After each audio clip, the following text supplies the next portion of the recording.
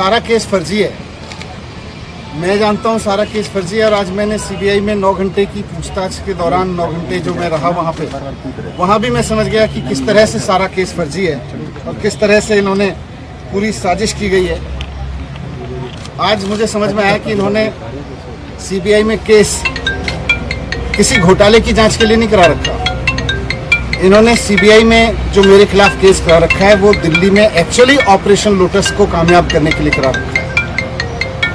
ये बात पहले भी मुझे बाहर से समझ में आ रही थी, लेकिन आज अंदर जाके सीबीआई के हेडक्वार्टर में 9 घंटे तक मेरे को और समझ में आई कि किस तरह से भारतीय जनता पार्टी सीबीआई जैसी एजेंसीज को अनकॉन्स्टिट्यूशनल तरीके से, असंवैधानिक तरीके से, गलत तरीके से दबाव बनाने के लिए यूज कर रही है। एक्साइज पे बात हुई, लेकिन मुझे आश्चर्य हुआ कि वहां भी साइड में मुझ पर दबाव बनाया गया कि आप छोड़ दो, आप में क्यों हो। मैंने कहा क्यों?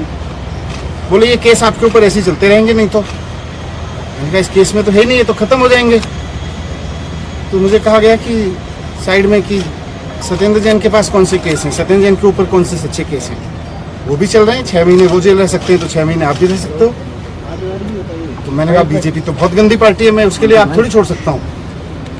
तो मुझे कहा गया कि नहीं देखो ये केस तो ऐसे ही चलते रहेंगे, दूसरा फायदा आपको लोग मुख्यमंत्री भी बनाएंगे फिर।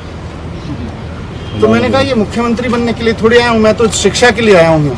राजनीति में हम आना नहीं चाह रहे थे, हम तो शिक्षा के लिए आए हैं, ईमानदारी से काम करने के लिए आए हैं।